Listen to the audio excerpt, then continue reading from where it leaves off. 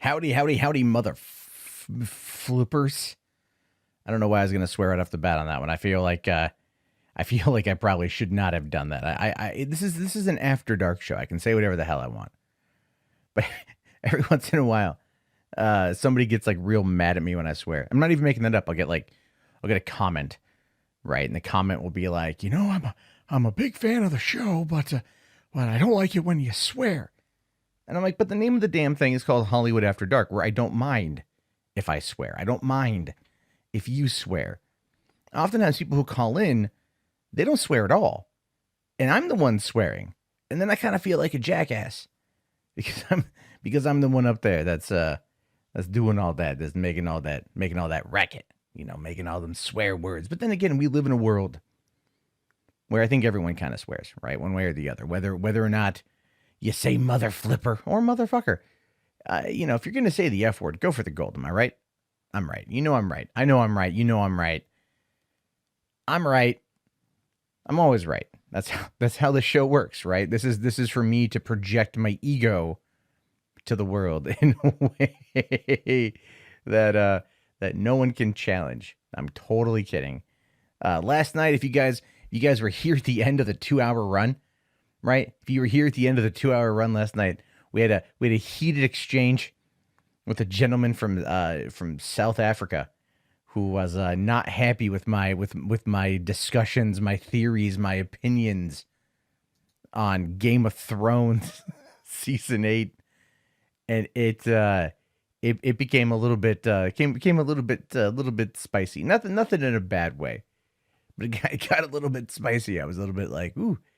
This could keep going. I kept trying to say, I gotta go, I gotta leave, I gotta go, and it just kept going, right? It just kept going, almost like a bad relationship where you're like, I gotta get the hell out of here, man. But they just keep wanting to fight, and you're like, screw it, let's do it, let's have some fun. So tonight on the docket, there's not a lot of news going on. I did some videos this afternoon, and I put those out. And there was a magical fourth one that I did that I didn't release because for some reason YouTube demonetized it. I don't even know why they demonetized it. It makes literally no sense why it was demonetized. So I've appealed it, and it's going to go up in the morning one way or the other. It's going to go up. It's about the MCU and the Inhumans and whether or not that whole thing is ever going to see the light of day. And other than that, the news is kind of slow today. The news is kind of slow a little bit. Although apparently some people weren't too big fans of my coverage of the Rotten Tomatoes situation. Don't quite know why. If you're gonna leave a dislike, leave a comment so I know. Just leave a comment so I know. That way I know, and you know, and we know that we're all together. You were watching Dumbo and you turned it off to come watch this show. That is sad, Batman Superman. You should really go back and watch. Wait. Is it the Tim Burton Dumbo? Because even I haven't watched that one yet. But from my understanding, I probably would turn it off at that point in time. Boogie's getting heat for calling trolls worse than Nazis and rapists. Yeah, I saw that last night. Had a brief conversation with Boogie about it after the fact. I watched the clips in question, and I get what he was trying to say. Because he was like, look, those people believe what they're doing, meaning the Nazis. And that's what he's saying. And I'm like, yeah, no, I get that. But perhaps maybe not the best equivalence, like trolls are worse than Nazis. Are they? I mean, like, trolls will say mean things about you on the internet. Nazis, they cancel TV shows before they're over. They're Fox executives from the early 2000s. Come on. I'm not lying on that one. I mean, I'm kidding, obviously. Fox executives were horrible rat bastards back in the early days of this millennium, but they're clearly not Hugo Boss wearing, Mercedes driving. Oh shit. No, I'm kidding. They're not Nazis. They're just assholes. There's a massive difference there. Did the new trailer actually drop for Terminator? Oh, motherfucker, it did. I thought it was a teaser. Was it an actual trailer? Holy shit. I didn't see the actual trailer drop. I'm not making that up either. I legitimately thought that it came out tomorrow. Okay. That I started getting messages from people saying, like, talking about it. I'm like, I don't know what you're talking about. I don't know how I missed that. I was literally just looking through movie news, and that did not pop up at all on, like, anything I was looking at. So we can watch it together. Yeah, we'll watch it. Yeah, we'll pop it up here. I literally, that was that's how this shit works, man. That's just how this game. Oops. Fuck. Sorry, that was not necessarily what I was trying to do. So why don't we? We'll bring it up. We'll bring it up here. No, wait. Yes, there we go. Okay, there we go. All right, we'll watch this and then we'll have our thoughts about it. It's gonna probably get loud. So you know, it's after 11 o'clock. Time to put away the fucking puppets. Let's check out Terminator: Dark Fate new trailer. Talk fast. You first. Oh shit. My name is Sarah Connor. August 29, 1997. I was supposed to be judge. Oh, that's so cool. But I changed the future. Saved 3 billion lives. Enough of a resume for you? No. You may have changed the future, but you didn't change our fate.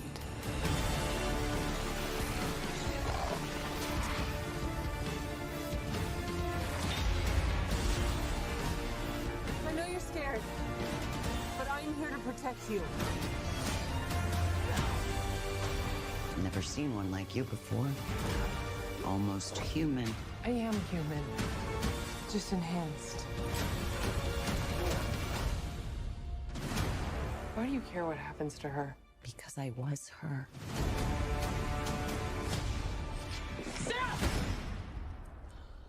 I can see you're very upset.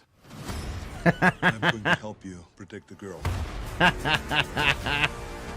Nobody else is gonna die because of me!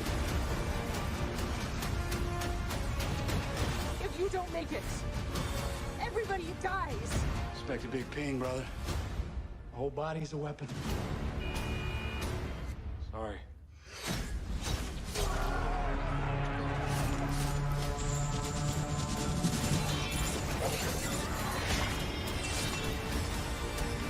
When this is all over, I am going to kill you. I understand.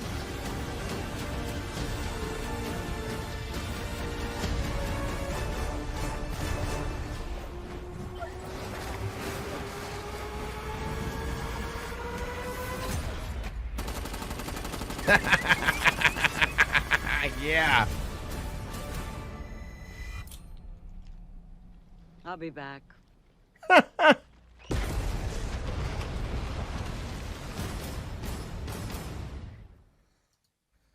Who the fuck doesn't like that? Jesus Christ, that looked great. That looked great. Oh man, that looks fun. That looks like it's going to be a lot of fun. Oh. I just lost all monetization on this particular episode. I don't care. That was fun. I liked it.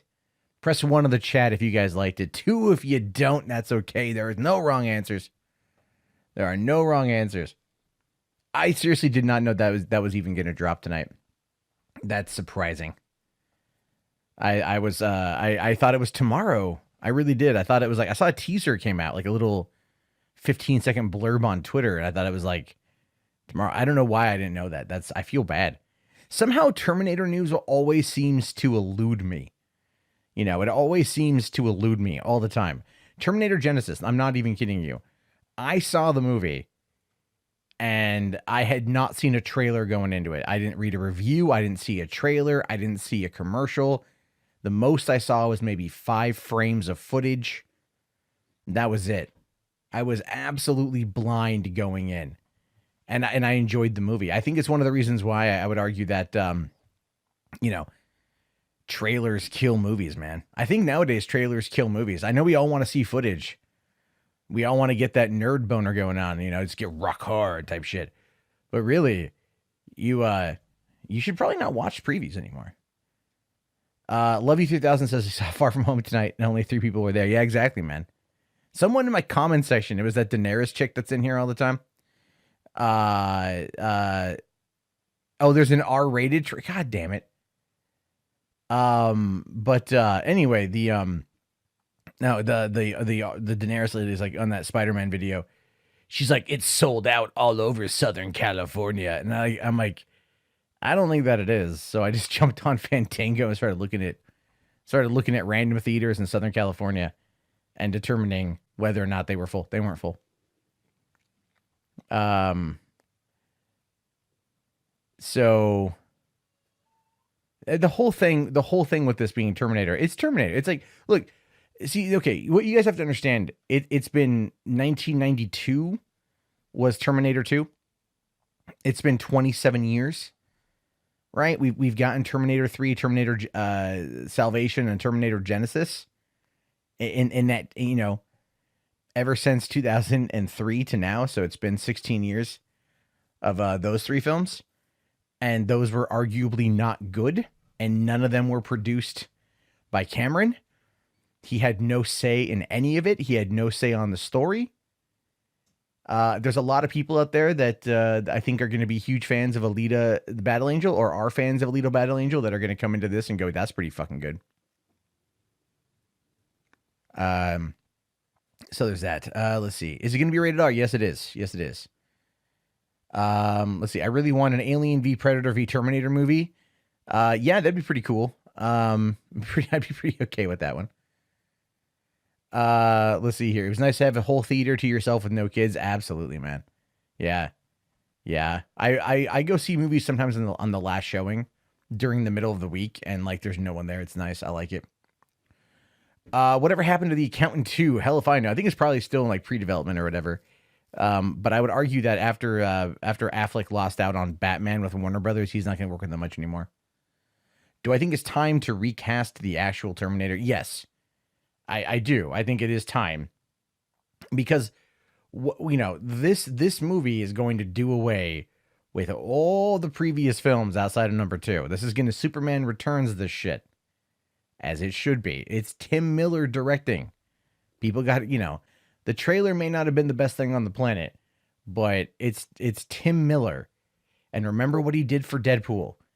And this is Cameron who's producing and co-writing the script.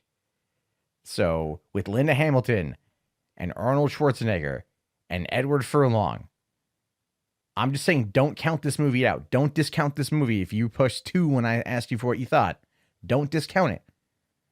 Because the talent's there. In as good of a capacity as possible. And I think people need to keep that in mind. We need to stop judging movies by their damn previews. We all know that there's lies, that there's fakery, there's trickery, there's tomfoolery. And I'm not taking calls yet, Lewis. I don't know why that's up. Let me bring that up. Okay, because he just called in. I'm actually going to log myself out for the second. There we go. Cool. Because I want to go through a couple of pieces of news before we jump into the calls, which we'll do here in just a second. Let's see. How much screen time will Ed have in Dark Fate? I don't know. I'm not too sure. Here's the thing. We're going to jump into the news bits here. I got 2 stories to cover. One of them is for Terminator, and the other one, Dark Fate, looks pretty good. I don't know what you're talking about. You're full of shit, Fourth. That is the number to call. And then also what I would really recommend is jumping in here to the Discord. There's a link there. You guys can jump on in. I believe one of my moderators is here. So talent can be fake out too. Yeah, I get that.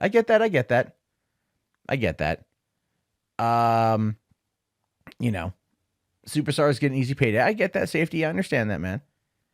But I think that when it talks about, look at this franchise, for the 1980s to now. I mean, Schwarzenegger has been committed. He's been committed every time in one capacity or another. And I think he knows this is his last one, so to speak, but we'll wait and see what happens. So anyway, let me, so that's the information. I'd really recommend the Discord if you're calling in internationally. We've had some people call in. We had a lot of international calls last night. The UK, Canada, and, South Africa. So I feel very humbled that people from all over the world listening. That's fucking fantastic. So, anyway, have I seen Bridesmaids? I have. I didn't like it.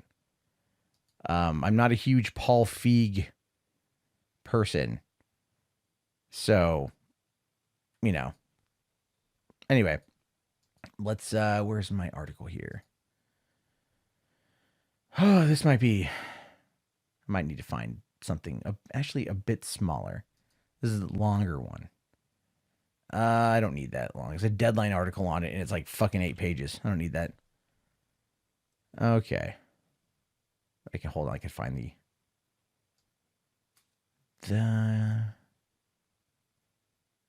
Oh wow! Apparently, James Cameron was never on the set of Terminator, probably because of Linda Hamilton. Damn it! Where's that article? I had it up earlier. Okay, let me find it again. All right.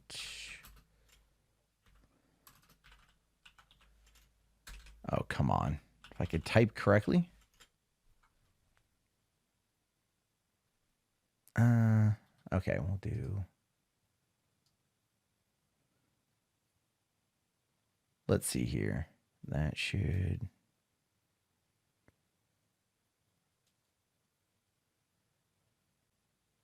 Okay, I think this one will be fine. There's a little tidbit there I want to add in that I think is going to be that I think is kind of self-aware and very fascinating from the longer deadline piece.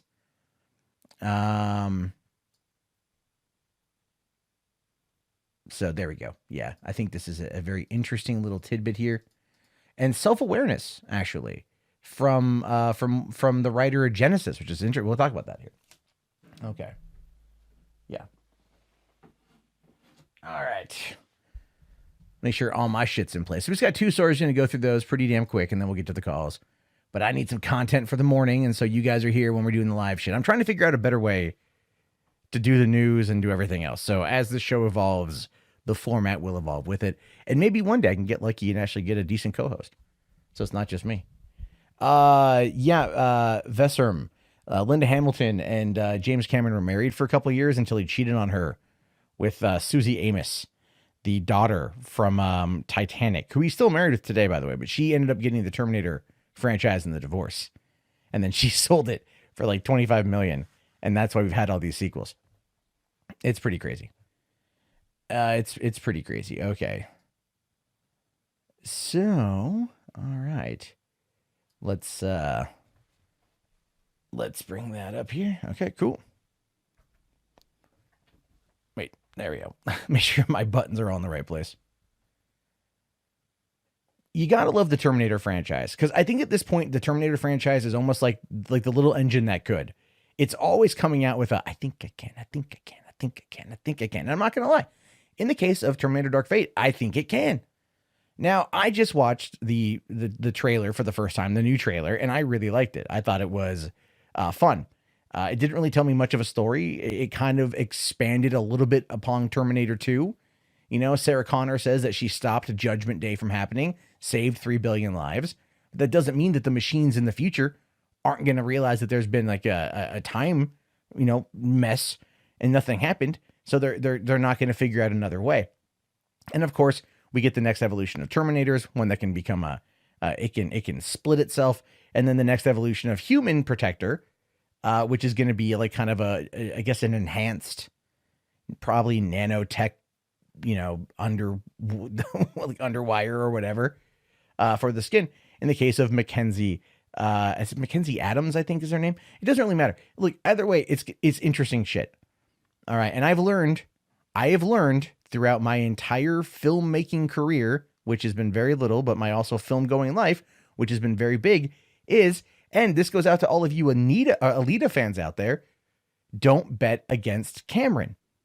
Even in a writer-producer capacity, don't bet against Cameron. But let's find out more, because Cameron here teases a new Terminator trilogy depending on Dark Fate's fate. And at least he's honest about it. That's what I have to say that I really love, is that he, at least when he says here, is like, we'd like to do more if we make the money. Now, he says here, if the Terminator films have taught us anything, that it's that these unstoppable killing machines sent back from the future are really hard to get rid of. Now, director Tim Miller's upcoming Terminator Dark Fate is attempting to clean up the franchise's messy timeline with a sequel that ignores all but the first two films for a new self-contained story.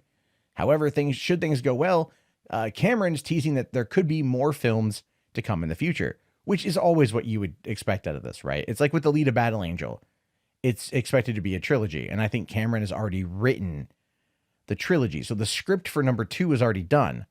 Now they just have to make sure they can get the financing and get Robert Rodriguez on board and everyone on board to do the sequel. But underneath the new Disney Fox merger and all the layoffs and firings, I am a little bit concerned, so to speak, right? I'm a little bit concerned. Now, in an interview with Deadline, Cameron, who wrote and directed 1984's Terminator and a sequel, T2 Judgment Day, discussed his role as producer for his return to the franchise. The filmmaker stresses that it was his job to help generate story ideas and punch up the script. Once those ideas were in place. However, he also reveals that there are more ideas that would fit into the pages of Dark Fate's screenplay. And that's how Cameron operates. Cameron doesn't just tell these contained stories. He does think of the grander picture. I mean, look, he wants to do how many damn Avatar films, right? He wants to do 5, so it's like, and a lot of people are like, what would you possibly do that could stretch it across 5 films? And that's going to be, what's left to be determined, so to speak, in regards to all this. We have no idea what he's going to do, but he always thinks long term. Now, he says here, we rolled up our sleeves and started to break out of the story when we got the handle on something. We looked at it as a 3-film arc, so there's a greater story to be told. If we get fortunate enough to make some money with Dark Fate, we know exactly where we can go with the subsequent films. Which is interesting, because when you think about it for a second, right? Where could you go with this? And that is a very valid complaint when it comes to Terminator, right? It's a very valid complaint. Where could you go? I mean, the first film, Michael Biehn came back, Kyle Reese came back, protected Sarah Connor, died in the process, knocked her up in the process, which is kind of weird that he'd been like, spanking it to her from the future. Like his best friend's mom, like, I found this photo of you and I just can't help but rub my junk. And then he goes back and he's all like, oh, you're so hot. Let me impregnate you. I don't know where that came from. I apologize. I won't do that again. Anyway, then you got John Connor, and that's the whole storyline. And then they kind of finished that with Dark Fate. But I mean, if the machines came once, the machines, unlike Kyle Reese, will come again. Oh. Anyway, but they could always take it somewhere. And the trailer does say that she stopped it from happening. So in the, standard time travel movie fare, this kind of stuff would be very much, just kind of kick the can down the road sort of thing. But with Cameron attached to it, that's where things become interesting. Now, it says with Cameron attached in some capacity, the immediate focus was Dark Fate. By ignoring all the subsequent films in the Terminator timeline after T2, the Avatar director also felt it necessary to focus on what made the first 2 films so compelling, especially compared to the later Cameron-less entries. And that was a big thing. Yes, they all featured Arnold Schwarzenegger in some capacity. And yes, even Genesis was set out to be a trilogy. We were actually supposed to be getting the final film of that trilogy this year, because in this year, the Terminator rights end up going back to James Cameron. What he lost from his divorce with Linda Hamilton like 20 years ago, he gets back now. And as a result of that, it was this whatever new trilogy starting with Genesis was always going to end. And, they just didn't make enough money with that either. So it says, one of the things that seemed obvious from looking at the films that came along later is that we needed to get everything back to the basics, and that we would need to avoid the mistakes of making things overly complex, and that we needed to avoid stories that jump around in time and the ones that go backwards and forward in time. Let's keep it simple with the relative unity of time with that story. Let's have the whole thing play out in 36 or 48 hours, just like in the first two films. Everything plays out in less than 2 days in each, so there's energy and momentum. And that is really interesting. It is, because he understands what made them work. It's again, these movies don't need to be overtly complicated. You keep it simple, stupid. That's all you have to do. Take it back to the basics. And that to me is what it seems like they're doing. Yeah, there's a lot more, you could say, like big kind of like set pieces from what we saw in the trailer. But that's Tim Miller. You know, Tim Miller coming off of Deadpool. I mean, that was a great film, right? So again, you have to look at this and kind of just give it the benefit of the doubt. Now, a lot of people out there might argue, but Deadpool was a much better movie. And it might be. But go back to the marketing of Deadpool. The marketing was effective because it worked, but look at what they showed us action-wise versus to what we got in the film. And if you really go back and watch the early trailers or all the marketing for Deadpool, they showed us pretty much all the action scenes in those trailers, and they didn't leave a lot for the movie itself. And that's why in the movie it took a little bit of time to watch it to kind of get what was going on. Like what I mean like that is a couple different times watching it to really kind of like let it set in with that, with kind of pushing the marketing out of your mind. And that's what I'm talking about here. And so that's when I look at this, I find it to be like I'm taking the trailer at face value. But what intrigues me about this the most is understanding the mistakes of the past. Really understanding the mistakes of the past. Look at this passage here from the Deadline article. Now, this is what Cameron says. I suppose it is an unusual situation from a high-level perspective since I wasn't involved in the intervening films. But when I talked to David Ellison about his vision, was basically to go back to basics and do a continuation from Terminator 2, which is one of his favorite films. He always believed in the potential of Terminator, but he really felt that his own film, Genesis, and he was quite honest with me about this, fell short of the mark and didn't really do what he had wanted it to do. So he said, let's start with a blank slate and take it back to Terminator 2, and that idea was intriguing. So think about that for a second. What you have here is a situation where the guy who wrote the last movie, who is going to set up this trilogy of films, his Terminator films, trying to go back to 1980s and retell everything from a different perspective, realized that it fell short of what it was that made Terminator great, right? He reached for the sun, he burned out his wings, he fell down, but he owned it. He owned that he had messed up. And he used that failure to work with James Cameron to plot out a better story. And see, that's the thing. The trailer may not show you all that, and it effectively doesn't.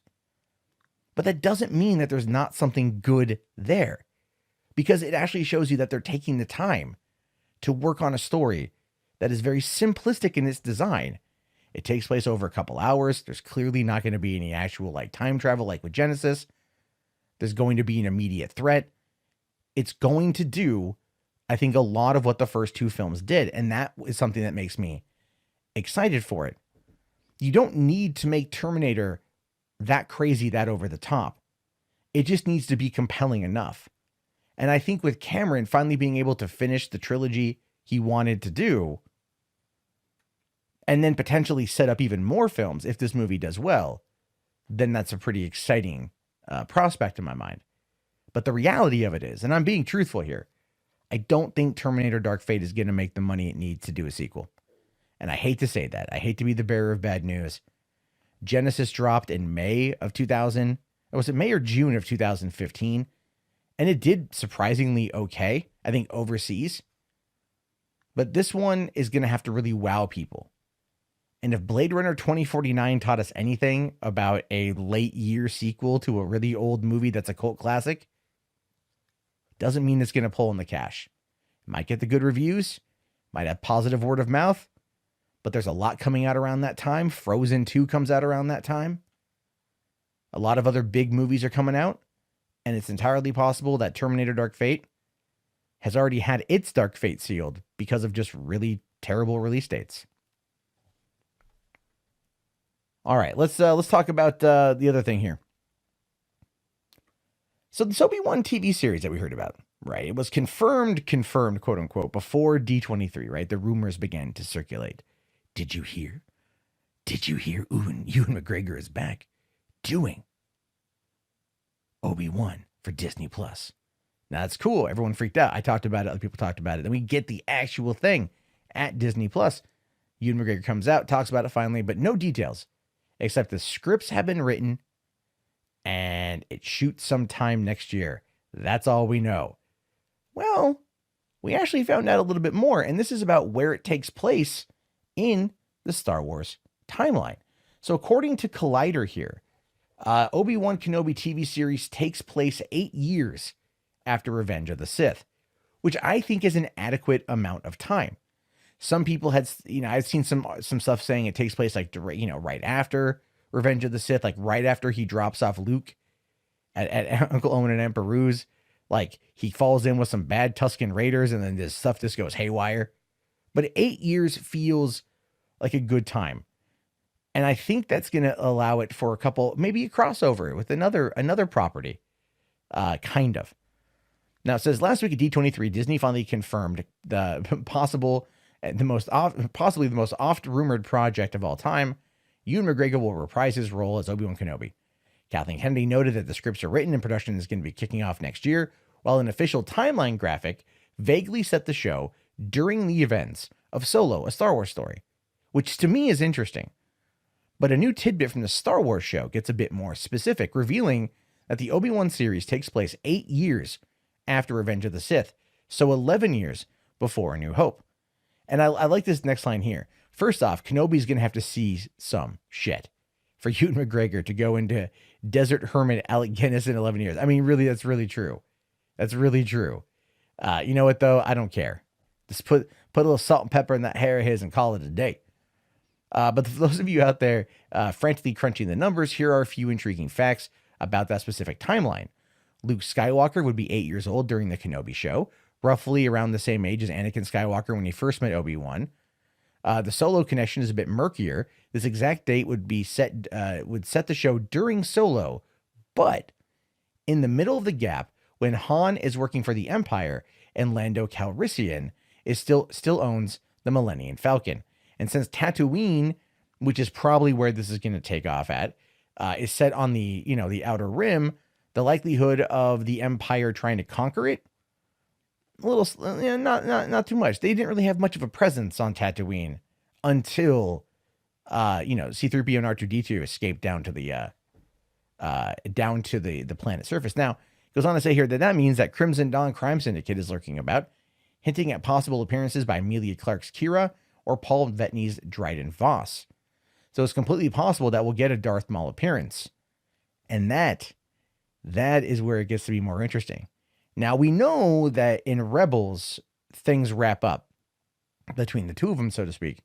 But in Rebels Season 7, or in Clone Wars Season 7, Darth Maul is back. So they're still banking on that Darth Maul connection, right? They're really banking on that Darth Maul connection. Now, I don't know specifically when this whole thing is going to finish. I don't know when it's going to come out or anything else, but you can kind of start to realize, okay, 8 years after the events of Revenge of the Sith.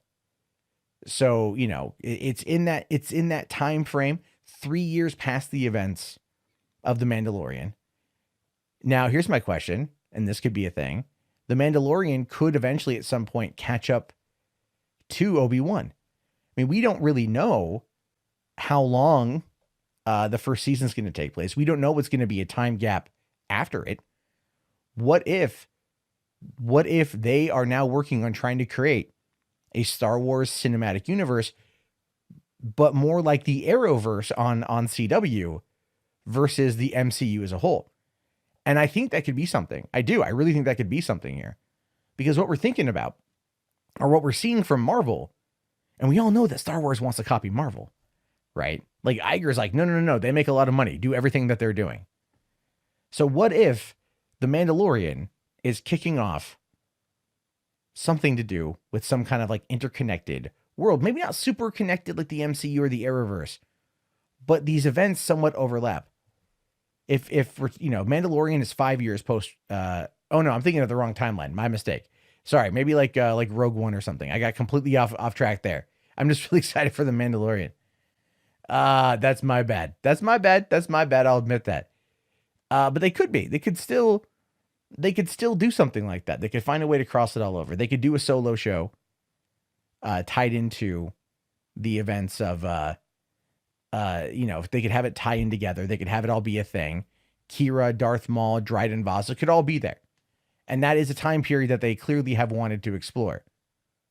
We could see some young Boba Fett in there as well. Just because that got me thinking of The Mandalorian is where my mind went on that one. So something there to consider, that they might be trying to make this thing a reality. Anyway, this is one of those things where I want to hear your thoughts about it 100%. Okay. Yeah, I totally I screwed that one up. All right. Let's see. Oh, right, where are we at now? So let me bring up the chat here. Disney Plus will save Star Wars 100%. Since I'm pretty sure you guys are going to disagree with me on a lot of what I just said on both stories, let me go ahead and log back into Skype here. So then phone calls are coming in. We're all good. So, okay. So it's now open for whoever wants to call in first. Numbers on the screen. Let me check the Discord. I haven't checked the Discord yet. All right. Hey, how's it going?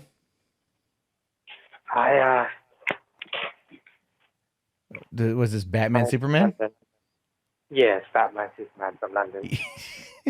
It might be better for you. It might be cheaper for you to call in via Skype. Via Discord. Get on your phone or on your computer. It's free. I have 1 month free. Oh, okay. Well, then by all means, use that time. So, what's on your mind tonight, man? Yeah, I was wondering because Rian Johnson ruined Star Wars and he was so aggressive with fans online and he wouldn't back down. Do you think fans are going to forgive him when his new film comes out, Knives Out, or do you think they're going to boycott it? Yeah, I do. That's what I mean, like I would go see it if I got free passes because then it would be free. And I think because of all the shit that I've talked about Rian Johnson in regards to how he handled story, I kind of feel like I have to go see Knives Out because I kind of owe it to the situation, you know? Okay, yeah. Like with Ghostbusters, for example, I talked a lot of crap about Ghostbusters. So I went and saw it when it came out. So then I could complete my end of the bargain. You know, I don't believe that all these people that are like, oh, I'm not going to go see episode 9, but they make tons of videos crapping on episode 9. I'm like, no, you owe it to yourself and the audience to go see it to determine whether or not you're right or wrong. Like, that's how I view it. Yeah. I think there definitely will be one contingent that does boycott it, and no matter what you say to them, they're not going to go watch it. Incels? I really, really hated The Last Jedi. I think people who really hated The Last Jedi are going to be first in line to watch this one, if I'm being honest. Oh, is it? It's not the same director. It's not the same writer. It's totally different. So it's like it's you can hate The Last Jedi for what Rian Johnson did 100%, but this ain't The Last Jedi. This is Rise of Skywalker. It's a whole different thing. Part of the same story, sure. You know, I had a guy in the comment section yelling at me, saying like, "Don't call it the Skywalker saga." And I'm like, because Luke is dead, so you can't call it the Skywalker saga. I'm all like, I can, I will, and your argument makes no sense. But the thing is, the more I kind of like trigger these people by saying Star Wars is getting better again, the crazier the arguments come out. Yeah, it's getting better, but the crazier the arguments. You know, but do you think they would boycott Knives Out, Rian Johnson's film? I think they might not go see it. Yeah, I think that's fine. Knives Out is going to be interesting I think in general, but I don't think it's going to get that good of reviews. Yeah. I think there definitely will be a contingent that boycotts Ruin Johnson's next None film. of it, but none of it's gonna impact the box office though. Like it's like I've said before. It's like, and I'll say it again. I'll say it every single time. Solo did not necessarily lose money because of, a fan revolt. I think some fans stayed home, yeah, but I think there was also the timing factor, the lack of interest, and because people didn't really see the need for it. And people do look at that. It's like if you're going to come out with like Hotel Transylvania 25, Dracula gets a colostomy bag or whatever, it's like people aren't going to go see it, But then if you make it interesting enough, then people are going to check it out. Now, I think if they did Solo 2 in theaters, now that more people have seen Solo, I think people would go see it. I think now would do better. Yeah. But they'd also... that bad. I'm sorry, what? Solo wasn't that bad. No, it's not. It's actually a pretty fun movie. But the whole point, my argument mostly boils down to the fact that you cannot have a movie that's going to have the same genre people going to, coming out the week before. Yeah. And that's the argument I got into with the guy the other night, the guy who was doing the auto-tune Tetris shit was, and he's like trying to argue that Deadpool isn't the same fan base as Star Wars. And I'm like, what? Do you think Disney will be worried if Rise of the Skywalker doesn't make $1 billion, because that's the main film, and so it's gonna crush $1.5 billion, no problem. It's gonna crush $1.5 billion, 100%, yeah, 100%. And I'm saying that because the reason why, I think one of the reasons why The Last Jedi didn't do as well is because Jumanji opened up the week after, and Welcome to the Jungle did really well, like 900 million, somewhere in like 960, I think. And so you got a lot of that, and then you've got I think poor word of mouth kept people from seeing it. The Last Jedi been a good movie, like, or just a marginally better film, and there wasn't as big of a pushback, I mean, imagine a movie where Leia didn't turn into Superman and Luke didn't die. And that's like, just change those two things, which both could be done in the editing, by the way. Yeah, and that he doesn't throw the lightsaber. Yeah. That was like, that's like a fuck you to fans. That fuck you in the beginning of that movie. I'm not going to lie. When I saw it with my dad and he takes it and I'm all like, yeah. And he throws it. I did audibly go, what? Like I went, what, a few times in that movie. And I'm like, wow. But then again, when I saw Solo and Darth Maul appeared, I was like a kid, dude. I was squirming in my seat. I'm all getting giddy. I'm like, oh my God. My girlfriend's like, would you shut the fuck up? You're embarrassing me, sort of thing. And because I was really into Solo. It's just, I think, such a good movie. So much better than The Last Jedi. I think people who haven't seen it are doing themselves a disservice. But as for Knives Out, going back to that one, I think Knives Out, it maybe do well. It might do well. The boycott ain't gonna matter that much, man. That movie is. It is. Ryan Johnson didn't do himself any favors because he was so aggressive on Twitter. Those people are gonna boycott it. But okay, hold on. How many people use Twitter? Loads, no, I'm being legit. It's like 360 million people. It's not growing. The platform is effectively dying. Because if you're not growing, you're dying, and it's not growing. I don't use it either. I use it because I have to, but all I do is get into fights with people on there, and it's not really the most amount of fun, because someone goes like, oh, I'm just gonna create a new account real quick, and then they just come over and call me a name and then leave. And it's like, well, that was a waste of your time and mine. At least if you're going to insult me, at least be creative. Come on. But no, it's like people on Twitter, YouTube is a bigger factor because 2 billion people a month unique use YouTube. 2 billion people. So YouTube's anonymous as well. Yeah. Well, YouTube's, I think, way more. You can do anonymous on YouTube. Not a problem. You could create an account I think, you know, it used to be you had to have a Gmail account, right? And Yeah, then yeah. and then going creating a new Gmail's a bitch. I think people do it now with like 10-minute mail or Fake something. account. You just do a fake account real quick. Yeah. You can just create one in like 2 seconds. And it's like, okay, well, that's shitty. Because I think we are just as a kind of side tangent.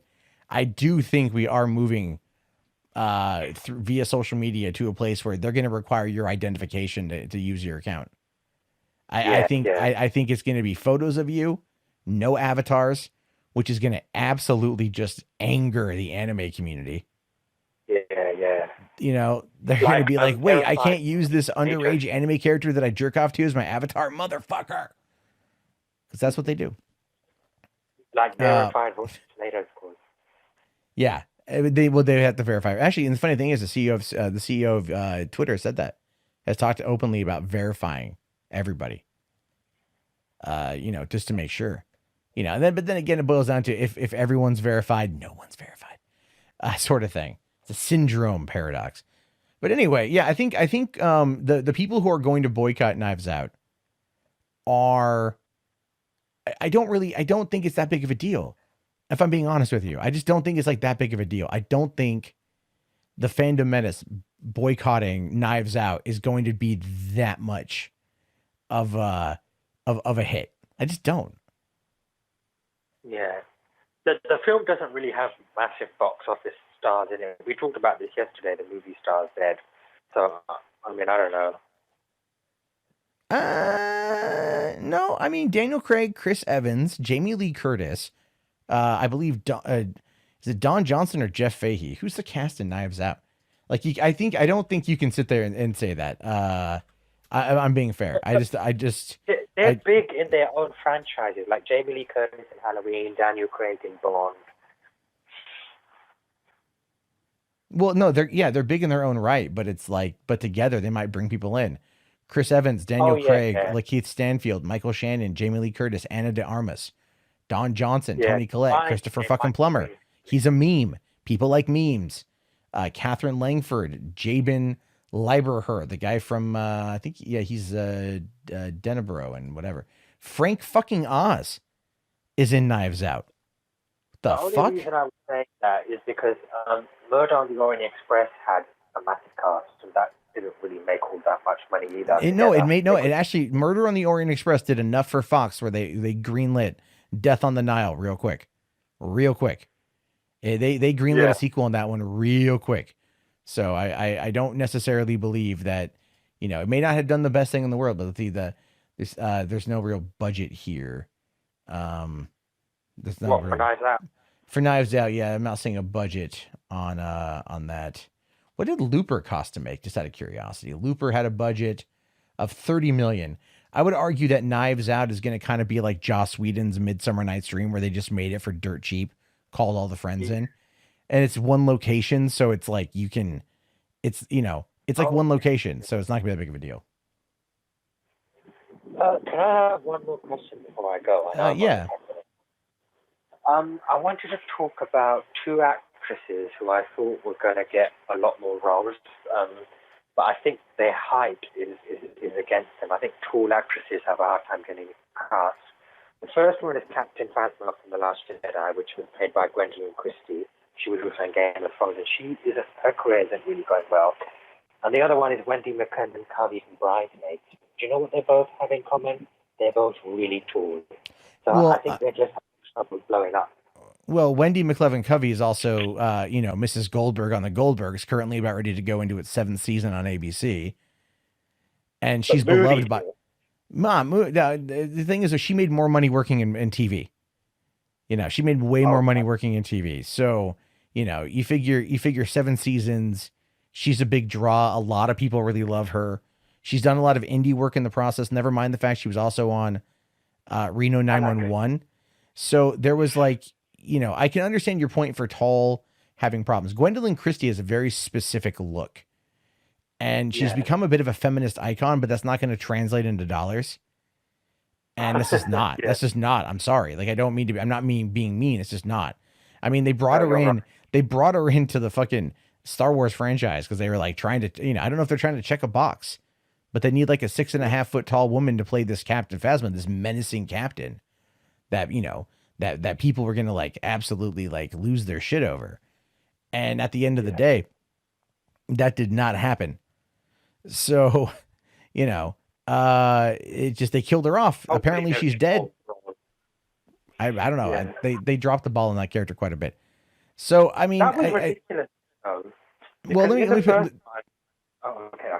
well, when it comes to the tallness part of it, right? When it comes to the tallness, you look at someone like Tom Cruise, who's like 5'7", right? Yeah. And he, you know, Oblivion with Olga Kurylenko, she's like 6'1" or something. She's tall, maybe 5'11". I don't know. She's up there. She's towards 6 feet. And he had to stand on apple boxes in order to be just slightly, marginally taller than her, in order to like. Oh my gosh. And no, but that's him like in every movie. Like he is taller than his female counterpart all the time. And that's just that's the male ego. That is. Yeah. But it's also the fact that you know, that is how you view these movie stars. That's how you view these box office movie stars. So a lot of people are, you know, they do this kind of stuff, you know, they shoot high angle, low angle, whatever they need to shoot to get around something, to make you look a certain way, you know. Like I forget, like Hollywood is full of trickery. It's smoke and mirrors, the whole thing. It's a magic show, right?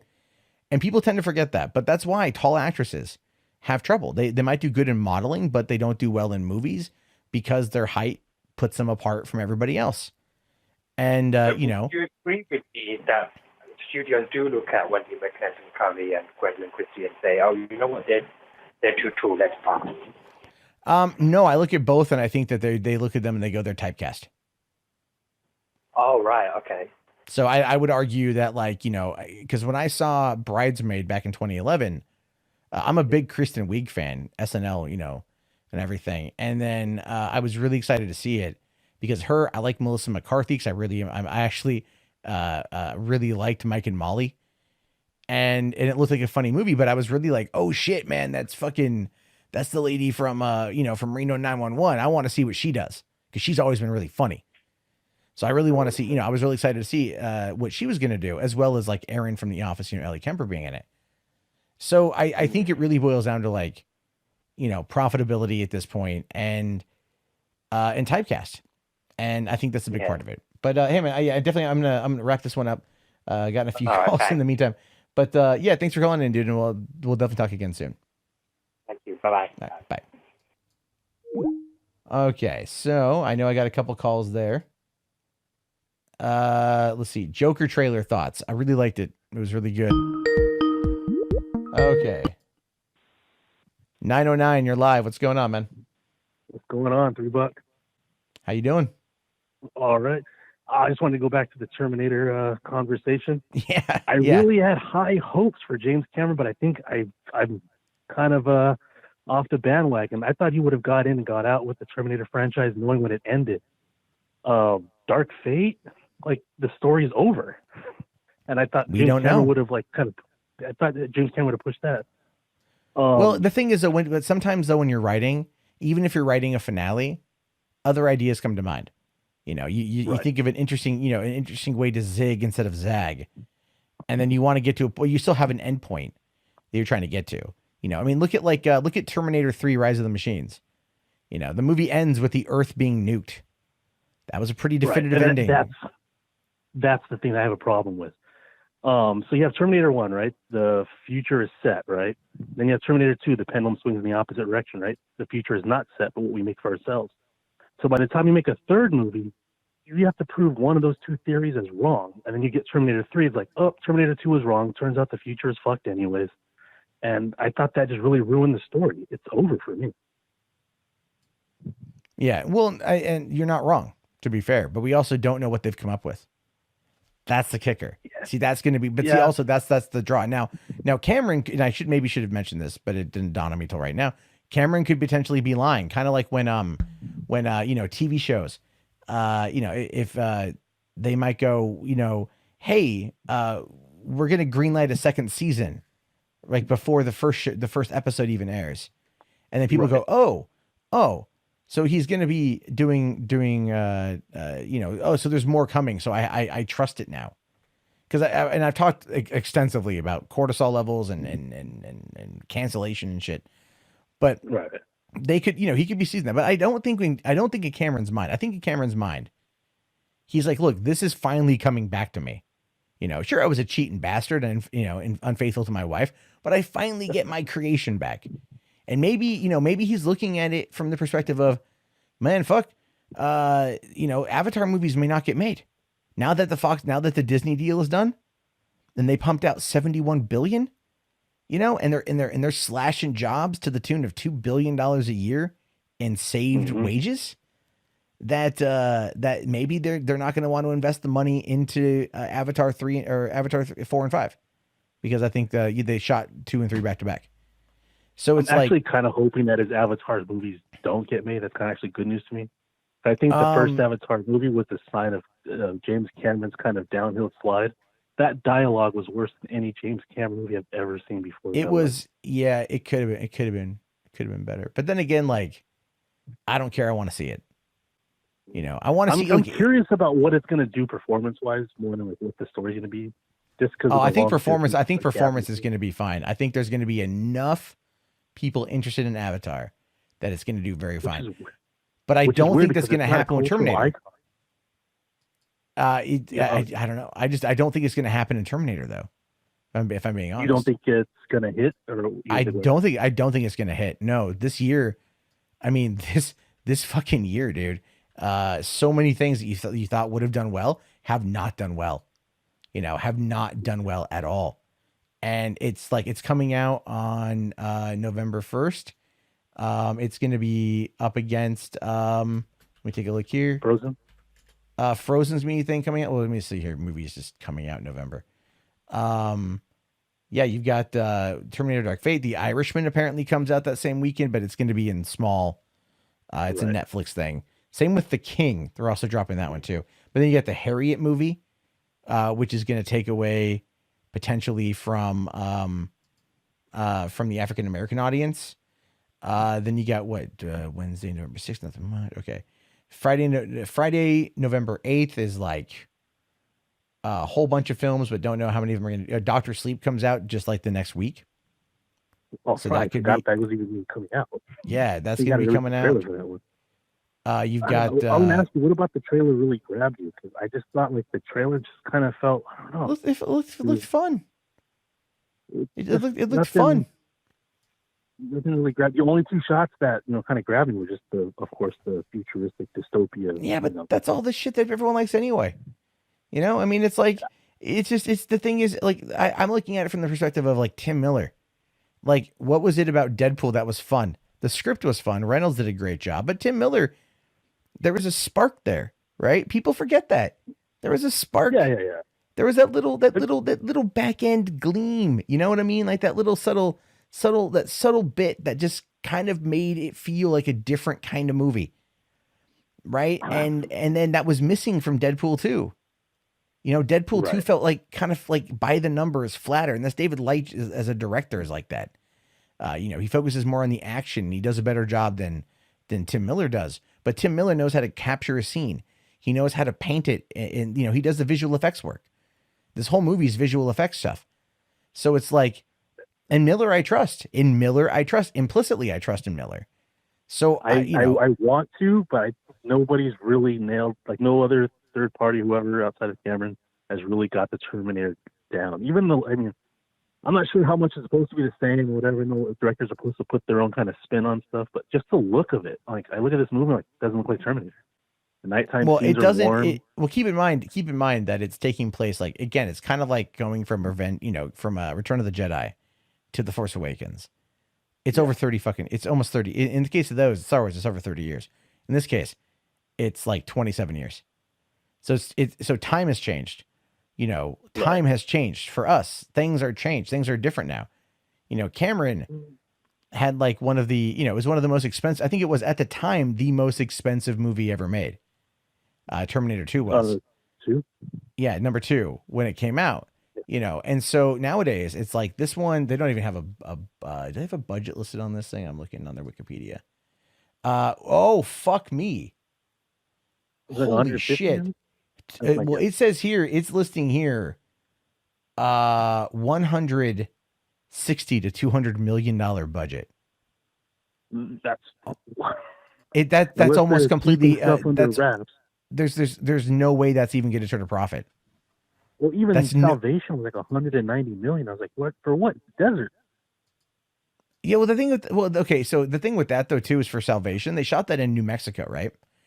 And New Mexico at the time had the best tax incentives in the country for film. So if they pumped out, like they got back like some serious credits after that shit. But you gotta be kidding me! You gotta really $200 million? Yeah, That cannot be right. What are they thinking? Yeah, if this one doesn't hit that, maybe they have to Terminator for a while with that kind of budget. Well, let's see here. According to Wikipedia, the budget for Terminator Salvation was $200 million. Yeah, and like I get it, special effects, but I just didn't see it. But the compared to special $200 million movies that I've we watched seen before, like $30 million movies that had better special fucking effects. What the hell? Yeah. So that's the budget for Terminator Genesis was 155 million, and it did 440 million worldwide. Holy crap! What are they doing? I don't see it on the screen, but I mean, it looks like this movie looks like a very humble, I mean, like by Terminator standards, it looks very humble. Yeah, I mean, I'm just in the trailer format. I mean, here's what it says here. It says 27 years after the events of Terminator 2 Judgment Day, a new modified liquid metal Terminator is sent from the future by Skynet in order to terminate Danny Ramos, a hybrid cyborg human, and her friends. Okay. Right. I mean, like, that's interesting. That's the same kind of has a Salvation storyline in it, doesn't it? It's a Terminator coming back to kill another Terminator, is what it is. Yeah. It's Terminator 3. They send the Terminator back in order to protect John Connor once again from a female killer Terminator. What was the budget on the budget on Terminator 2 in 1991, which is when it came out in 91. I thought it came out in 92. But back then it was 102 million and it did 523 million globally. Jesus Christ. I think an easy win for the franchise, if they just wanted to go there, just do the whole future war in the same style that Cameron shot it in and just be like, here's the future war story. I think that's the only thing that could save it. The whole time travel aspect, I think it's kind of wearing thin. That's just my opinion on it. Well, where did they shoot this movie at? Let me see. Filming took place in Hungary, the United Kingdom, Spain, and Mexico. The fuck? The fuck? Jesus Christ! Why would you? What? What? Like there's not enough desert and rivers for it. While filming in Spain, Luna coached several actors on how to speak Spanish with a Mexican accent. Hamilton rejected certain lines of dialogue she felt were uncharacteristic for Sarah Connor. Cameron provided feedback on Miller's director's cut of the film, and then there were plans to expand Luna's role with upcoming reshoots. Interesting. Wow. Okay, so the visual effects are being provided. Well, here's the thing. So the visual effects are coming in from Industrial Light and Magic, which is probably why it's got such a high budget. And then with help from Tim Miller's studio, Blur Studio. Oh. That is so weird. So yeah. But hey, Junkie XL is doing the soundtrack, so I'm cool with that. I'm cool with that. I'm still getting work. I wish he would have released the soundtrack for the Justice League, but we'll never get that. Yeah, I know. Danny Elfman did okay, man, but first time I heard Junkie XL doing the score for or working with Hans Zimmer for Batman v Superman, I was like, I wasn't a huge fan, to be honest with you. And then like the more I listened to it, the more I really liked it. Yeah, it grew on me. Which is funny because my friend went to the Hollywood Bowl because he follows Junkie XL and what's his name, Hans Zimmer's kind of, around. And they were playing there, and slowly Patty Jenkins was there. So he got to talk to one of the people in the group, and a little entourage was Patty Jenkins, Junkie, and Hans. And one guy in the group was really proud that he had watched the Snyder Cut. And this was before the news that they were going to, cancel Zack Snyder's Vision. and go with Joss Whedon. So my friend didn't want to know any spoilers. But the only thing he told my friend was that Cyborg was the main draw in the film. They should have fucking should have gotten all the spoilers. If we would have known that they were going to cut the film off, you would have definitely asked. Yeah. But, you got to get the spoilers for that one. You have any idea how many people would be like, you'd be like, sit around, children. I'm going to, you do a live stream. Back in the days of IMDb, scripts were exchanged. Scripts used to leak and drop. There's not one script of JL floating around somewhere. You can't find many scripts these days. And, they say certain things pop out, like you go and like the Joker script got out there. But like Todd Phillips said that if those of you who read the Joker script, the ending of it's not going to, it's going to kind of like fuck you over.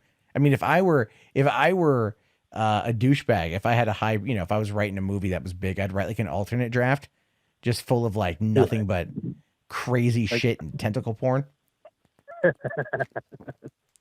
Like, wait a minute. What do you mean Wonder Woman takes it square in the anus from a 3-eyed tentacle monster named Bud? What kind of movie is this? And it's like, I cross over with the Watchmen. Make Alan Moore proud. Fucking squid. That's something you would probably actually tune in for. No, I don't get tentacle porn. I just don't get it. That's why I don't watch anime. Seriously, it's like one of the main reasons. I'm like, at one point in time, it's either going to devolve into children crying, people whacking off to children crying, or like tentacle porn. I can't do it. I know I'm generalizing it, but fuck you. It's manga. Okay. I'm not going to say manga. Right. I've gotten into so many arguments. In the 90s, they still call it Japanime. So yeah, Japan. I called it Japanime as a kid, and everyone's like, "It's anime now." They called it anime in Japan. I don't care. I don't live in Japan. You fucking. And one other thing going against the Dark State thing, not like I'm against it, but just if the leaks are true, which it's floated around, and I don't want to say on the channel, but involving a character, I think people may rally against the movie, like right off the starting line. Maybe anything could happen. Really, anything could happen. I have no idea at this point. It's just one of those things. That's all I got, man. All right, man. Well, hey, I'll let you go then, so we could get. I know some of the people have tried jumping on in. So, but I appreciate you calling back, and definitely hit up again. Yeah, keep up the good work, man. All right, have a good one, dude. All right. So, I mean, I think Terminator Dark Fate's going to be at least a moderately fun time. All right. Hey, what's going on, cheerleader? Hey, what's up, man? How are you doing? I'm doing pretty good. Are you wearing that dress and the pom-poms I know you like to wear? Yeah. Press like, share this feed, eat a lot of Del Taco. You know what I mean? Del Taco. Taco. Safety Zoom is all like, "You're my enemy this day, Matt. My weeb blood is boiling." I'm not saying like all anime is terrible, but like most anime is terrible. Like I've sat down to people have recommended me shit for years. It's like, watch Dragon Ball. And I'm all like, okay, because I know the meme over 9,000, right? I tune in and it's just like, why is that old dude trying to fuck everybody? And like, who's this dude with the fucking hair and fajita mix over here? Who's this guy? I don't get it. It's just not for me. Yeah. Hey, listen, no matter what, I'm going to be watching the new Terminator opening night, opening day, the first showing. But that trailer, I don't know, man. I don't know.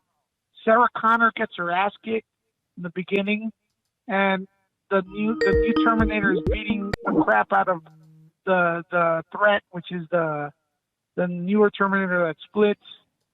I don't sense danger, man. I hope it's good though, but well, okay. So the danger from obviously Terminator. Let's go with Terminator 2 more than Terminator 1. I feel like Robert Patrick ultimately was like more menacing than the original T-800. Not to say that Schwarzenegger didn't fuck a lot of people up, he did. But I always felt that like, when he went to the foster parents' house and he killed the foster parents, right? Like I thought that was always like dark as shit.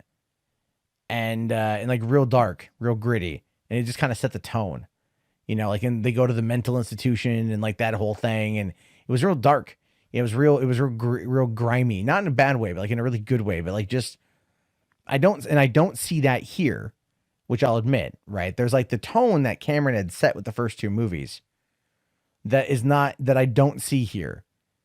What I see more, they established Sarah Connor slaying Terminators for all these years, correct? yeah, but I mean, if she fucks up Judgment Day, you really think they're not going to continue to send stuff back? Well, She didn't that's stop that's fine. Skynet. I'm not complaining about that. But then she's standing like 3 feet away from McKenny Davis or whatever, and like that's first of all, if you have any weapons training, you know you don't stand next to a human that close because they could take her gun away. She's standing real next to the Terminator, or what she thinks is a Terminator. She shoves Sarah Connor against the wall, man. I don't know. I don't know if you could shove Sarah Connor against the wall. Can you do that? Sarah Connor is human, so yes. Yeah, but Sarah Connor slays Terminators. This is not. She's like a Sarah Connor Terminator slays herself. Terminators with a gun. In close quarter combat, she gonna get wrecked. I mean, imagine like a white belt karate student up against Well, someone why who's is she mastered in giving- fucking Krav why Maga. is she giving? But why is she giving that advantage to the Terminator? Fuck if But I if know. you I know haven't the seen the trailer. movie. And I if don't you, know, if man. I don't think you show your hero kicking everyone's ass in your trailer. You're supposed to show like the threat of the bad guys and stuff. There's no doubt in my mind the new Terminator is going to beat the crap out of the Mexican Terminator. There's no doubt in my mind. well, they're going to have multiple encounters throughout the film. They're showing us one of those multiple encounters. Well, Actually, one of the encounters, she kicked his ass already. So yeah, she kicked his ass, and then he came back together. And then he's also going to have another one. He's going to be like, he's able to split. You know, he's like a single cell amoeba, is able to split.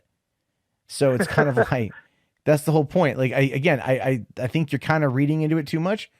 David James in the chat says the Terminator. L. Johnson on the chat agrees with you. He says, Jesus Christ, this guy's taking a real deep dive. I think he's talking about me.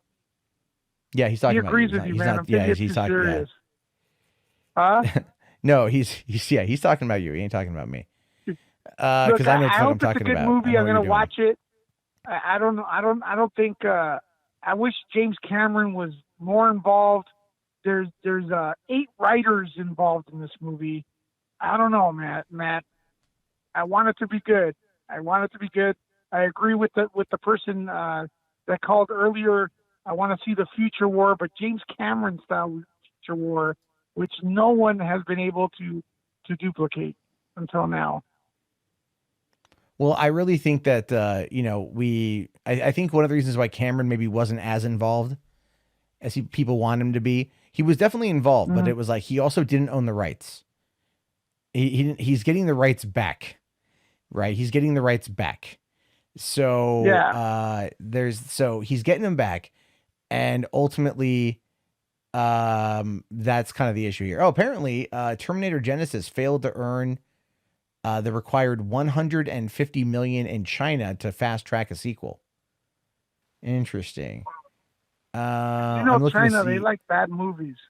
No, yeah. They Yeah, just like shiny keys. Everyone complains about Americans, but man, China's so bad. Like, they don't care about plot. All they want is like special effects and stuff like that. So I don't know. Yeah, just the truth. Also, Matt, real quick, I'm going to go to the junket for Terminator. I'm part of the Access Media, and I'm criticizing the trailer. Isn't that weird? I kind of feel like you should probably like not look out the window right now. No, it just proves that we can have an opinion, and the studios don't mind. We're not all shills. Just putting that out there. You know, a shill would say that. Huh? A shill would say that. Well, whatever. The trailer doesn't look good. No, it's fine. It's fine. Okay. But so- the trailer doesn't look good, but I do want it to be good because I'm a big Terminator fan. I have a lot of great memories watching that movie. It's the first time I actually walked into a theater, had huge expectations, and the movie blew the expectations through the roof, even higher than what I thought it was going to be. So I really want this to be good. I'm sure. Yeah. Well, oh shit. Hello? Hey, what's going on, Matt? Not too much. Hold on. Let me. Shit, I hit the wrong button. Sorry, Lewis. I hit the wrong button. I was talking with somebody, and then you called in. No, it's cool. He'll call back. If not, he'll call me personally later on because he has my number, which is fine. No I'm kidding. Okay, so shit, I feel really bad. What's going on, man? What's on your mind tonight? Oh man, not much. I was earlier I was saying that I saw the trailer for Dark Fate. It looks like it's gonna be good. I think that the other woman, I think it's not necessarily a Terminator. I think she's an advanced human. I believe she's a cyborg. She's a cyborg. That's what it says. Okay, so she is a cyborg. Okay, and I'm wondering with the Mexican Terminator, does it have something to do with the fact that Sarah Connor actually went and retired and was trained in Mexico? One of that plays into that as well. Maybe, yeah. I mean that could be something. We don't quite know just yet. What I want to know is when her and in the Terminator, when her and Schwarzenegger meet, there was that line in the trailer that said, when this is over, I'm going to kill you. Yeah, I saw that. And it's like, well, so is he not a Terminator in this movie? Is he that general that was in number 3 that they kind of based it off of him? Well, I don't know if she meant that like I'm gonna kill you like in the figurative sense, like I'm gonna kill you when this is done. Like oh wait, hold on. Actually, if I can answer that question because Wikipedia has it in there. So spoiler alert, if anyone cares. Schwarzenegger is a T800 Model 101, or he's otherwise known as Carl. He's an aging Terminator, one of several sent back in time to kill John Connor in the past. Having abandoned its mission and living in seclusion, it is recruited by John's mother to help protect Danny Ramos. Okay. And apparently they're doing flashback sequences to the 1990s where they're going to have a body double for Schwarzenegger back then. Okay. Interesting.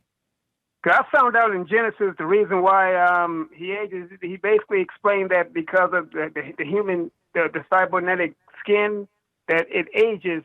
So that's why the Terminator aged. I'm like, well, how does a cyborg age? He has a metal endoskeleton, but they explained it in Genesis that because of the outer skin, actually ages. So I'm like, oh, okay, I guess that makes a lot of sense. Yeah, I suppose. Well, I mean, it's. Yeah, go ahead. Oh no, go make your point. What were you about to say? Oh, no, it's fine. It's fine. So, also one of the things I wanted to mention, I saw your video from earlier today about the Disney acquisition of Fox, and you actually you hit on some points that which I already knew they were going to acquire the intellectual property. However, I guess I didn't see this coming, that the fact that they were laying off people, and I thought to myself, well, how come they just didn't switch over the former Fox employees to Disney? And I'm guessing that maybe they didn't have room for any more positions or something, or they don't want to have they don't want to have an overlap of employees. Plus the $71.3 billion that they spent in order to get all that was they need to recoup that money. And $2 billion a year in salaries is definitely, that's going to definitely help out. And they're really hoping probably to be able to. And then the thing that I do want to talk about this probably next week, or maybe I'll do a quick video on it tomorrow or something, or whatever. It's apparently Fox, or now through Disney, has pulled the licensing agreements that small theaters have with Fox, meaning like a lot of theaters, in order to kind of like stay active and current, I mean, at current but stay active, they'll do these, you know, like they'll go, oh, we're going to be doing a one night screening of like Alien, you know, come on out Friday night, 8 p.m. or some shit, right? Or a midnight show of a classic film. And they, you know, Fox, they pulled the damn license for that. So these theaters that rely on that, you know, that want to get access to these movies that are cult classics that pull in a little bit of money for them, Right. they're fucked. I mean, but the thing is, Warner's is like super open to working with them. And what bothers me the most about that is when I used to the theater that Three Buck Theater is based on, when I first started working there, the fall of 2010, we did that every Saturday night. We would have a cult movie play. You know, there's a guy who worked in the company that would set the whole thing up, and he would travel out to us and he would bring us the film. We would get the film sent to us and our guy would put it together. My job on Friday nights was to screen the movie to make sure that the print was fine. Right. So I'll give you I got to sit down there, and I was paid to watch Pulp Fiction, Reservoir Dogs, an original 1985 35 millimeter print of Back to the Future, Shaun of the Dead, Evil Dead 2, The Warriors, Child's Play, Candyman, Addams Family, A Hard Day's Night. Dude, it was great. My job for a few months was to sit on my ass when I got off of work and watch a movie to make sure that my projectionist put it together correctly. And if there was a fuck up, my job was to fix it, which I know how to do all that. Yeah. So that was my thing. And that was, you know, so that bothers me as a person who loves that shit. You know, it's like you pull, it's a little bit of money and it keeps theaters happy. You know, it keeps theaters happy, but Disney, there's something going on with that right now, man. There's something going on. They're pulling that shit, I think, in order to really, you know, maybe just to like restrict the flow of Fox properties so they can then dump them on Hulu and charge a premium for people to watch them. That's what I'm thinking here. But you can't replace a theatrical experience. You just can't. I agree. Well, that's the next question I want is, I mean, are they going to keep the Fox lot open, the Fox studio on Pico open, or is it going to be turn into another Disney? No, that's going to be, if I recall correctly, that wasn't part of the deal. Okay, so like, I think there's Fox itself, or like whatever the entity is. I think it's just Fox News or Fox Broadcasting. I don't know. I don't remember what their main company is now, but they own that property because that's prime LA real estate. You really think they were going to give that up? I was wondering because it's right on Pico Boulevard. I'm like, I mean, that's 20th Century Fox's studio. I mean, it's going to probably just be still a subsidiary of Disney, obviously, but I was just wondering if they're going to actually close the actual, like you said, the actual physical studio, or turn it into another Disney. Because I know the main Disney studio is in Burbank. Yeah, no, they're gonna fold a lot of it in. They might build. I mean, I'm speculating, but if I were them, perhaps build a couple new facilities, and go from there. So that's kind of the way I see it personally. But I don't know. Okay, there we go. Damn it! I wish Skype had fucking call waiting. God damn it. You're still there, right? Yeah, I'm still here. Okay. Sorry, because there's someone else that's calling in. Well, so yeah, I'll give her a second. But anyway, so I'm thinking like, yeah, they're gonna, you know, they produce these movies all over the country, right? These are gonna be low budget, $10-20 million features that they can pump out like fucking Lifetime movies on Disney Plus and on Hulu. And I mean, look at what they said. Like, oh, we're gonna be rebooting Home Alone, Cheaper by the Dozen, Night at the Museum. Like, why? Please don't reboot Home Alone. Please don't do that. Yeah. I hope they don't. I hope they don't do it with Die Hard either. They already have enough Die Hard sequels. I'm sure Bruce Willis is probably getting tired. I would love to see Die Hard. That proposed Die Hard Year One. Did you hear about that at all? That was a proposed story for a while, where John McClane would be at the end of his career. And there's still one more case he hasn't solved, but it happened when he was a rookie. And so it's kind of a flashback sort of thing where it goes back to like him in the early 1980s when he was just a beat cop in New York, and that was meant to be kind of this thing. I don't know. I don't know what happened to it. I'm assuming now it's probably off the table. And you know what? To be fair, I'm okay with that. You know what I mean? I'm okay with that at this point. I think that's going to be. We don't need it. We don't necessarily need it at the moment. Here's the thing. If you guys want to see a remake of Home Alone, press 1 on the chat. Press 2 for fuck that shit. I honestly believe that that this is probably the best time to be an independent filmmaker because the studios are like losing it right now. I mean, well, actually, to be fair, it's one of the worst times to be an independent filmmaker. And the reason why I say that is because independent films aren't selling. They're not selling. They're not like, people pay all this money. They go to these festivals and they hope to God they get picked up by some independent distributor. And then they hope that independent distributor can get them into theaters and they can make that money back, or they can make a name for themselves or something along those lines. And so it's one of those things where you're like, I just don't see it happening because they're already reporting that these movies, people just aren't going, for every Midsummer that comes out and gets a lot of shit. It's who knows what the other stuff's going to be. Siege Plays here, $2 super chat. Thoughts on Dark Crystal?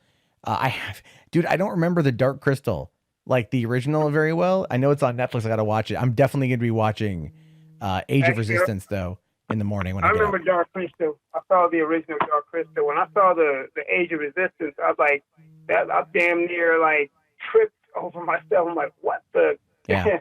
Well, they're making a sequel after all this time. Yeah, the weird repetitive buzzing safety is actually my phone. So hold on, the 276. Whoever keeps calling from the 276 area code, I'll get to you in a minute. But like repeat calling, it fucks everything up. Yeah, I know you're in Seattle right now. So. Yeah, and he's calling again. I have no idea who it is. So, but anyway, yeah, I think I really want to see what's going to be happening with the Age of Resistance. I'm going to watch it tomorrow when I get up. So yeah, I'll probably watch it. I got Netflix, so I'll probably watch it too. I also Carnival Row also came out, just dropped, and I don't know how good that's going to do. So, because that reviews are kind of middling on that. So I have some TV to watch this week. Unfortunately, like there's Penny Arcade Expo in Seattle that I'm going to hope to God one of my friends can get me a pass to at least one of the days, so I can go up to Penny Arcade Expo. If not, I'm just going to probably hang at home and like watch Dark Crystal and maybe Carnival Row or something. Geek, thank you very much, man. I was in Seattle in 2017 for Filmapalooza. What's that? That was like the finale festival for the 48-hour film. Project. Oh yeah. I did a 48-hour film in San Diego in 2007 that actually I won best writing on it. Okay, nice. Sweet, yeah. So yeah, no, that's the funny thing. Here's the thing. For those of you that are filmmakers, San Diego is like a great city. I love San Diego. It's an amazing city. The filmmaking community is very, very, very lazy, with the exception of 2 days a year when they all come out to shoot fucking 48-hour HFP. Other than that, they don't do anything really all year. For years, I spent trying to get shit going in that city and couldn't get anything done because nobody wanted to do it. Wow. In San Diego, yeah. I'm not even kidding you. Don't get me wrong. I'm not talking ill on the people there. The fellow filmmakers in SD, they're great people. They're motivated, but they don't know how to get things done. But you go 140 miles north to LA, and it's hustle. You know, yeah. And people in San Diego, it's a laid back city, so I don't think they can really handle it. If I'm being honest here, but then again, I've been to Diego a few times. It's a nice city. I love it. Yeah, my girlfriend today was asking me, she's like, so do you want to move back to San Diego? And I'm all like, yes, I do. Let's see here. Siege Plays $2. Do I watch Better Call Saul and can you be a mod? I've seen like 4 episodes of Better Call Saul. I'm gonna watch it before the Breaking Bad movie comes out in October. As for modding, I'll think about it. I gift mods. I don't always, bribing. It's a bit more. Yeah, they have a Breaking Bad movie coming out now. This is going to be interesting because isn't Heisenberg dead or something? Yeah, now? I don't think Heisenberg's dead. We never actually saw him completely die. I think he's going to make an appearance. I do. I really do. I think Heisenberg's going to pop up. That's going to be the end of the movie sort of thing.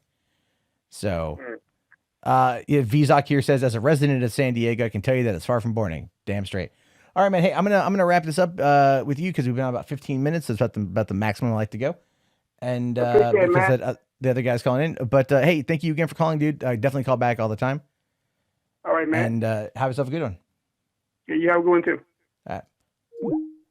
Okay, so I'm just gonna call him back. Screw it. Hello. Please state your name after. All right. Let's just gonna call this person. I think he just called me. Hold on. I'm gonna try that. I'm gonna try this one more time.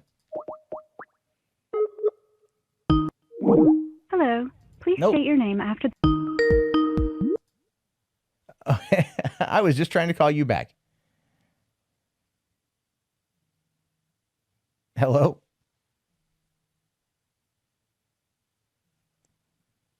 All right. Hey, 404, you're on the air. How's it going? Hey, how you doing, Matt? I'm doing pretty good, man. Having a good time. Enjoying the last half hour of the show before I go on my weekend break. What you up to? Yeah, well, just I'll give you another call tonight. We talked the other night about Star Wars Last Jedi, and now you got this Terminator thing going on, and I'm definitely interested in seeing what goes on with the new Terminator. So, by the way, I'm the one that's David James on the chat. By the way, just so you know, but like a lot of people are talking here, it is kind of weird because we've had like Terminator 3, we've had Salvation, we've had Genesis, and it is kind of like another potential storyline here. The one thing that I like about it is the fact that it is going back to the first two films and just basically saying, okay, we're not going to worry about these other things. We're just going to pick up from here and, and do whatever. I saw you guys talking, and of course the title of your thing about New Terminator Trilogy. I didn't get in at the beginning of your show, so could you talk a little bit about this? Because I haven't heard the word that they're turning this into a new trilogy. Yeah, so I'll quickly recap. So the TLDR of it is Cameron, while working on the story for this with the guy who runs, I think it's Skydance, or it might be Skydance, whoever owns it. You know what? I can't find the damn stupid link. Anyway, so basically, what the hell? There we go. Okay, I'm just trying to find the damn. I just want to make sure I have the company correct. Yeah, Skydance Media, and they're also working with Tencent, which is where the fucking $200 million budget comes from. So it's going to be, so expect the movie to do well in China because it's being produced by a Chinese company. Anytime you see Tencent on anything now, just like be prepared for like it to be more marketed for China. That's where we are, unfortunately. But anyway, yeah, I should do a video on like 10-cent movies and how it's going to probably end up destroying Hollywood. Not that I'm against Chinese people investing or Chinese people getting to see these movies. It's really more like the filmmakers dumb things down in order to have an easier translation, which I think does everyone a disservice. So, but back on point, they're talking about like while working on this story, according to Cameron, he thought of other ideas that could easily turn this movie into the first of a new trilogy. And then that would keep it going if they make enough money in order to be able to wrap it up. And now that I totally thought about China being involved and who's involved with it, I think it's entirely possible. I think the trilogy is probably going to happen. But that's really what it is. They don't say anything about the story. We don't know anything about this particular story. About it ending anything. I mean, even the premise of it, more or less, it just says, that they're going to fight for the future, right? Like, and that's what they always fight for. Yeah. That's what they always. That is what they always fight for. That doesn't change. I mean, I'm not like, because just the premise says here, it's 27 years after the events of Terminator 2: Judgment Day, a new modified liquid metal Terminator is sent from the future by Skynet in order to terminate Danny Ramos, a hybrid cyborg human, that'd be Mackenzie Davis, and her friends. Sarah Connor comes to their aid, as well as, and it says here, the original Terminator. But according to the Wikipedia description of the character, it's not. It's Model 101, so it's the very first T-800. Carl, an aging Terminator, is sent back. Now, here's my question. Here's my honest to God question. Did he survive? Did the original Terminator survive Kyle Reese using a pipe bomb on it? As I heard you say that, that's exactly what I'm thinking too. I'm going, wait a minute, how in the world could that be? Yeah, that's some crazy shit right there, man. That's some crazy stuff right there.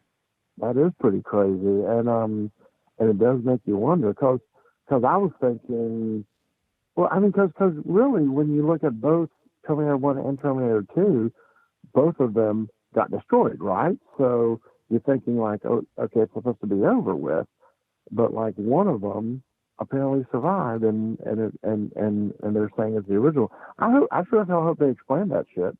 Well, okay, so let's kind of take it back a little bit here, right? So how did the Terminator die in the first Terminator film? Kyle Reese pumped him, right in the gut with a pipe bomb, took him out, exploded him, right? Okay.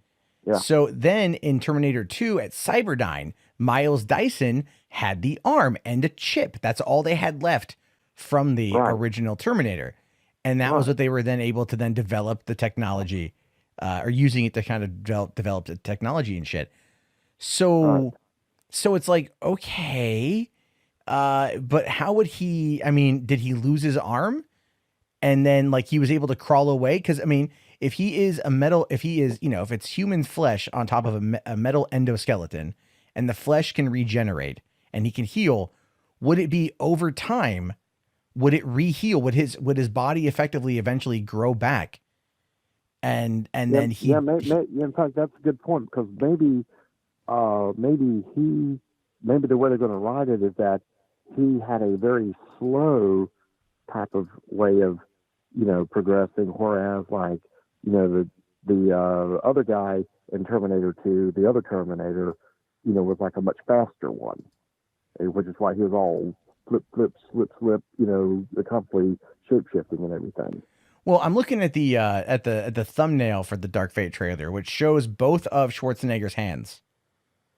Mm-hmm. And there's metal flesh. There's flesh on either of them. So it's not like he's wearing a glove, and he just kind of like cropped it together. So I don't know.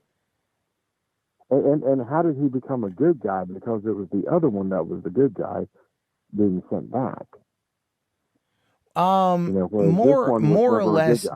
Well, more or less, it's just saying that he's living, like what I think he fucking failed his mission. I think he failed his mission. And as a result of failing his mission, he goes, well, I might as well go live in a cabin in the woods. That makes sense. I don't know. Yeah. I mean, like, that's the weirdest thing. It's just like they neutered him. He's a Terminator. But if he has no mission, if maybe he thought Sarah Connor was dead and he succeeded, then what? I mean, what were the parameters of a Terminator if he succeeded in the mission? Well, and here's the thing: is this if it's the first Terminator and he somehow survived Kyle Reese doing that to him, how the hell does Sarah Connor expect to kill him? I don't know, and that's what I want to watch the movie to find out at this point. Yeah. I think the more you ask questions, the more it becomes this. Well, now I have to go watch it and find out. Yeah, because here's the thing: is this. If he survived, could the other one have survived? That the good one that went down into the vat and everything, could he have possibly survived? Or maybe that really was the only way to kill him, and he knew that. Well, whereas maybe she'll take the other one to that vat. Maybe. I mean, the thing is, though, is that Terminator, that T-800 was a good Terminator. He was sent back to protect him. And by the end, they were kind of like a family unit. There was like that, the thumbs up as he's going into the liquid metal. Which I'm not going to lie. This is a true story. When I saw that movie, when I was 10 years old, when I was really sick for the first time, I cried at the end of that movie. I was so sad that he died. Yeah. I was so sad that he died. And I'm just like, why did I cry at that movie? I was 10, but yeah. I was like about 15 or 16 at the time. I was visiting my dad during a week or two during summer break down in Florida, and it was a neighbor of his that had it, and so we watched it together. And one of the things that both Dad and I picked up on, I mentioned in the comments earlier, is that one of the things that we both loved was at the end after the fight was over, and Arnold says, "I need a vacation." That was just so funny. But you're right. When that moment happened, when he was being lowered down, I mean, we were all just sitting there, holding back tears and stuff. It was just one of those things where it really got you, because you just knew that. I mean, he was such a good character. He could have stuck around with them and continued protecting him, but he was willing to sacrifice himself to ensure that nothing happened in the future. Yeah. And that was just wow. That was so wild. It's a really good film. It still holds up all these years later. I didn't see the 4K re-release that came out last year, but I can buy the 4K for like $15. And from what I hear, the transfer to 4K is amazing. So I should buy the 4K. Yeah. And then just sit down one. Cause I own Alien on 4K, only one I own in 4K, and then get Terminator in 4K and sit down and go, I'm watching Terminator 2 and Aliens. Fuck off, everybody. Tell my girlfriend, take the kids and go. I'll be home. Now earlier you mentioned Tom Cruise. I made a little joke in the thing there. I don't know if you saw it, where I said, wouldn't it be funny if at the end of the film Tom Cruise wound up being the mastermind, but then Dr. Evil steps out. I think that would be interesting. Yeah, Dr. Evil behind it all would be it'd be quite the twist. No one would see it coming. And I think they're both Paramount, actually. They're both Paramount films. So there you go. And Mike Myers ain't doing much these days. For good or bad, I guess, but they could at least make a spoof out of it anyway. The next time they do a spoof movie, something like that. Yeah, I would love to see another one. But hey, man, I'm going to let you go because I know there was a couple of people that wanted to call in. I want to try to wrap this up in about the next 15 to 20 minutes. Well, before you do that, I do want to ask you, skipping Terminator 3, Terminator Salvation. When that came out, were you looking forward to seeing the next two films that they had planned? Yes, I was. I was looking forward to it. I liked Terminator Salvation for what they did. But the thing is, though, without Anton Yelchin playing young Kyle Reese, and Christian Bale and Bryce Dallas Howard, they had a good cast in the film. Funny, I'll tell you this before I let you go. There's a video game, right? They did the Terminator Salvation video game for 360 and PS3. Yeah, I never played it, but I know about it. Yeah, I heard it was pretty bad, but it was from the perspective of Moon Bloodgood. I forget who she was. She was one of the Resistance fighters, but they took that game and they turned it into a machinima, which is when you take a video game and you turn it into a movie. Okay. And it's Terminator Salvation, like the video game machinima. I forget the exact title of it. I found it at Walmart for like $7 on DVD, and I bought the damn thing because it's one of those obscure finds. I never watched it. Sure. I never watched it, but I own it. It's in a bin somewhere in my garage. I guess you'll have to at some point here watch it either before or after Dark Fate. And then you can be talking about it on one of these things. I need to watch it. I need to go back and find that and definitely go and review it. But hey, man, thank you very much for calling in. Definitely call in again. Absolutely. I'll catch you later, man. Take care. Have a good one. Thank you very much. Okay, there were I know the 276 number tried calling one more time. I know 619 tried calling in. I know he's called in before. If any one of those want to call back in, we can get those conversations going. Let me take a look at the chat here. Are we getting another Matrix movie? Yes, Anthony, we are. Okay, let's see if this works. Hey guys, sorry for the abrupt end of the podcast. There was a troll who came in, kind of threw off the whole mood. Anyway, I'll be back on Monday, the 2nd of September, and have yourself a great day and enjoy the weekend. Peace out.